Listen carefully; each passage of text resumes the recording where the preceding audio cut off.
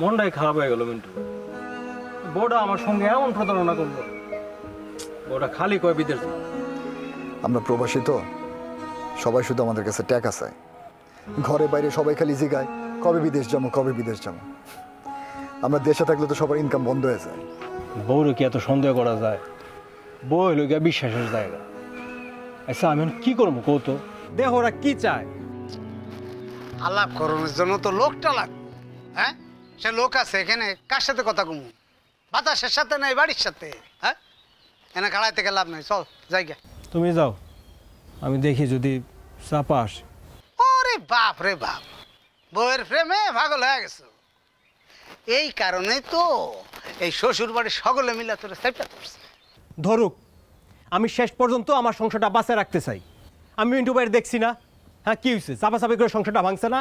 আর শুনো, একবার যদি সংসারে কলঙ্ক লাগে সেটা পূরণ হয় না। মিন্টু ভাই তো সংসারই করতে পারলো না।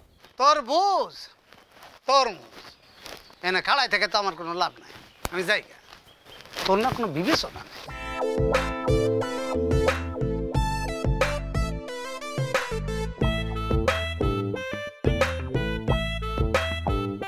চাপা, এ বাড়িতে আসো নাকি? এ মিন্টু ভাই, মিন্টু ভাই, কিসে?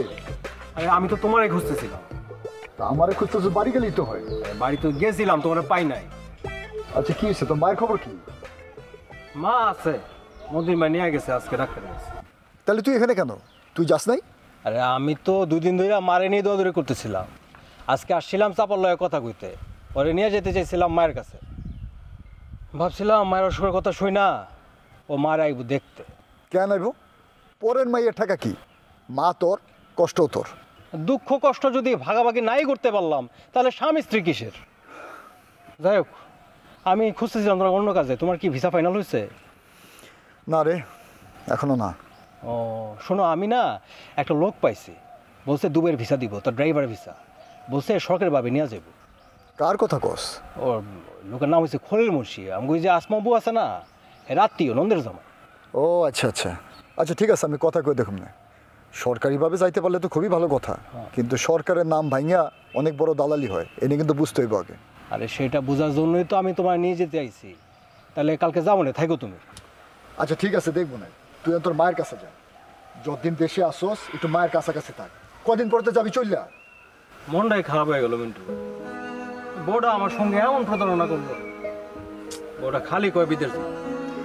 আমরা প্রবাসী তো, সবাই শুধু আমাদের কাছে টাকা চায়।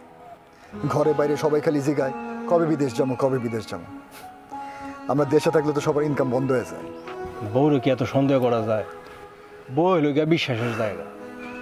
আচ্ছা আমি এখন কি করবো কৌতো? বিদেশ গিয়া কাম শুরু কর, সব ভুলে যাবি। আমি ভুলতে পারুম না, আমার সংসার করতে ইচ্ছা করে। এদিকে বউ কইছে যে আমার কাছে আইব না, বাপে বাড়িতে থাকবো। আইব না কইছে? মায়ের অসুখের কথা শুনে আইলো না। ভাবছিলাম মার লোক একটু মিটমাট করে দিব, এখন তারা লাগছে পেস। আমার মনে হয় এই ব্যাপারে তোর শ্বশুরের সাথে শক্তভাবে কথা কওয়া উচিত, নাইলে এমন খেলা চলতেই থাকবো। কিন্তু সমস্যা তো তোরে নিয়ে, তুই তো আবার তোর শ্বশুরের সামনে গেলে গইলা যাস। এবার তুমি আমার সঙ্গে চলো, তুমি যদি আমার সঙ্গে থাকো তাহলে কিন্তু আমি শক্ত থাকবো। আমি যাইতে পারি, কিন্তু আমি গেলে তোর মায়ের সাথে কথা কয়ে যাইতে হইব। তোর মায়ের অনুমতি ছাড়া আমি তোর শ্বশুরের কথা বলতে পারব না। পরে সবাই মিলে আমার ভিলেন বানাইব। আচ্ছা ঠিক আছে, চলো। মতিন ভাই মনে এতক্ষণ চলে আসছে। আচ্ছা চল চল।